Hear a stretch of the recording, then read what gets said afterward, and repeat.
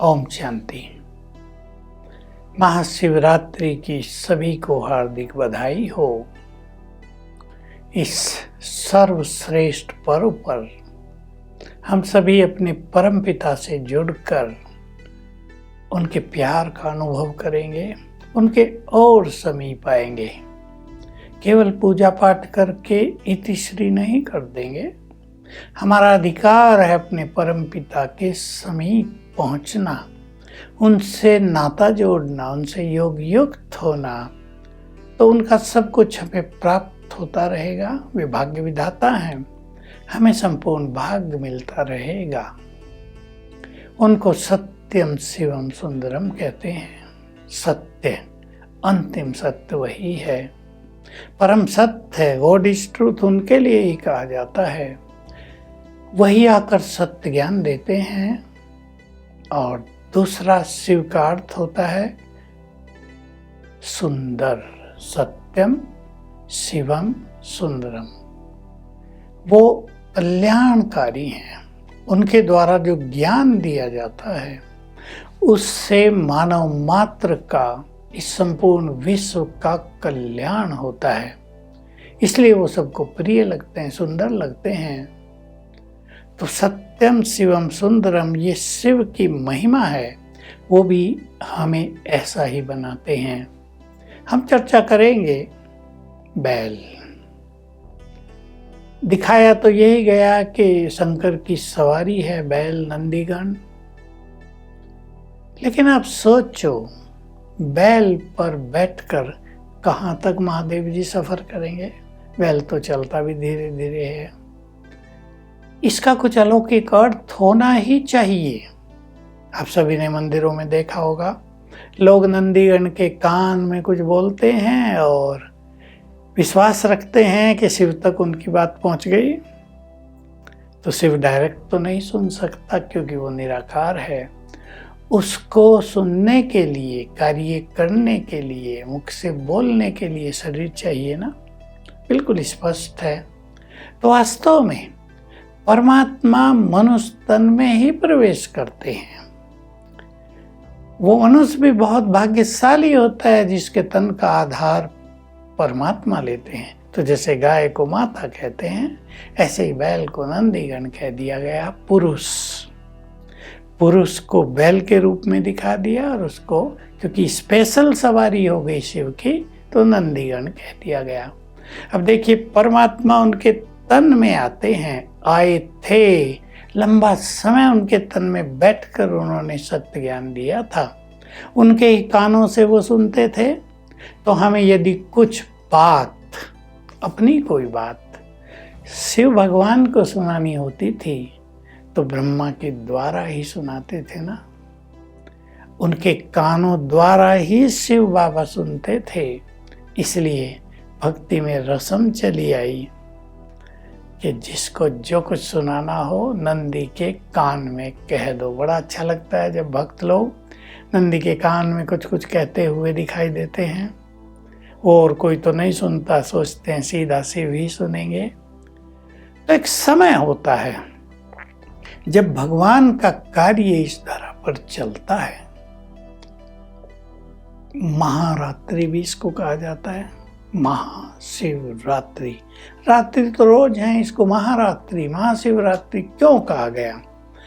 क्योंकि जब इस संसार में अज्ञान का अंधकार फैल जाता है, तो सारा संसार ही अज्ञान अंधकार में डूब जाता है। चाहे दिन हो चाहे रात हो, विषय विकारों का अंधकार फैल जाता है। पाप कर्म भी मनुष्य को अंधकार में ले जाते हैं। तब शिव का अवतरण इस धरा पर होता है और वो आकर सत्य ज्ञान देते हैं। आजकल के मनुष्यों को आप देखो, उन्हें ये पता ही नहीं कि उनके अंदर और बाहर अज्ञान का अंधकार फैला हुआ है। कलयुग की काली रातें चल रही हैं। संसार में घोर अंधकार छाया हुआ है। मनुष्य ने तो अज्ञान को ही ज्ञान मान लिया है। चिंतन करेंगे इस पर। विषय विकारों को सत्य मान लिया है। लोभ तो करना पड़ेगा, मोह तो रखना ही पड़ेगा, हम कुछ हैं तो अभिमान तो हमें होगा ही, एटीट्यूड में तो रहना ही पड़ेगा। तो जो अंधकार फैलाने वाले चीज़ें हैं, विषय विकार, पाप कर्म, उसको ही लोगों ने प्रकाश मान लिया है, ज्ञान मान लिया है। किसी को पता ही नहीं मैं कौन हूँ, कहाँ से आया हूँ, मेरा लक्ष्य क्या, मेरा परमपिता कौन, घर की अविद्या हो गई है। ये इसको कहते हैं ज्ञान। इसके कारण मनुष्य ठोकरे खाता है, 5 विकारों के चंबे में और जकड़ता जाता है, और इस कारण संसार में दुख, अशांति, तनाव, स्वार्थ, प्रेम की कमी, लड़ाई झगड़े, घर घर में कलह, ये सब हो रहा है। यह ज्ञान अंधकार के कारण हो रहा है। अगर मनुष्य को याद रहे सब आत्माएं हैं, तो वो सभी धर्मों के मनुष्यों से प्यार करेगा ना। सभी आत्माएं और एक की संतान, एक खुदा के बच्चे, एक परमात्मा की संतान। अगर ये सत्य ज्ञान संसार में फैल जाए, तो ये जो भेदभाव है, ये जो लड़ाई झगड़े हैं, ये जो तेरा मेरा है, मेरा धर्म बड़ा, तेरा धर्म बड़ा, तेरा छोटा, मेरा बड़ा, ये सब झगड़े खत्म हो सकते हैं। तो हम ज्ञान के प्रकाश की ओर चले। शिव का केवल पूजन नहीं, शिव ज्ञान सूर्य भी हैं, शिव ज्ञान के सागर भी हैं, शिव परम शिक्षक बनकर आए भी हैं। तो हम उनसे ज्ञान का प्रकाश प्राप्त करें। कौन सा प्रकाश? मैं कौन, मेरे अंदर छुपी हुई शक्तियाँ क्या, मेरा स्वधर्म क्या, मैं तो पवित्र हूँ, ये विषय विकार मुझ में कहाँ से आ गए? हम तो कभी देवी देवता थे, हम इस संसार की पुण्य आत्माएं हैं। ये सब ज्ञान अज्ञान के अंधकार को विलीन करेगा। तो अभी सृष्टि पर सच्ची सच्ची शिवरात्रि चल रही है। आप कहेंगे वो पहले वाली झूठी है क्या? नहीं, झूठी नहीं, वो यादगार है। लेकिन उसके द्वारा तो बस एक दिन लोग शिवालयों में गए, जल चढ़ाया, किसी ने जागरण किया, व्रत किए, पूरा हो गया। लेकिन सच्ची महाशिवरात्रि हम कहते हैं जब जो परम सत्य है शिव, उससे सत्य ज्ञान लेकर हम भी सत्य राह पर चलें। तो सभी लक्ष्य बना लें, हमें शिव से सत्य ज्ञान प्राप्त करना है। वे परम शिक्षक बनकर आए हैं, वे परम सद्गुरु बनकर भी आए हैं। संसार में गुरु बहुत, महामंडलेश्वर बहुत, जगत गुरु बहुत, लेकिन अंधकार तो गहरा होता ही जा रहा है। धर्म के आचार्य बहुत, धर्म को मानने वाले बहुत, लेकिन धर्म नष्ट होता जा रहा है। धर्म में शक्ति नहीं रही। लोग समझते हैं मंदिर में चले जाना, तिलक लगा लेना, आरती कर देना, यही बस धर्म है। ये तो धर्म के बाह्य स्वरूप हैं।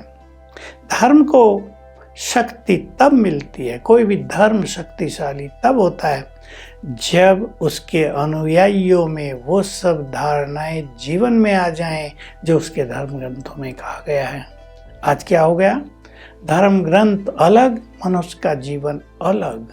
धर्म ग्रंथ कुछ कह रहे हैं, मनुष्य कुछ कर रहा है। इस महाशिवरात्रि पर हम दोनों को एक करें। जो भी सनातन धर्म से जुड़े हुए हैं, जो भी शिव के प्रेमी हैं, वो अब केवल नाम के सनातनी न रहें, तिलक पूजा पाठ करने वाले सनातनी न रहें। वे सनातन धर्म के मूल सिद्धांतों से अपने जीवन का श्रृंगार करें, पवित्रता का बल अपने जीवन में बढ़ाएं। तो सनातन धर्म विश्व का सबसे शक्तिशाली धर्म हो जाएगा। तो आइए शिवरात्रि पर शिव से मिलन का सुंदर अनुभव करें। शिवरात्रि आपको शुभ हो। इस महापर्व की पुनः पुनः आप सभी को बधाइयाँ हो। ओम शांति।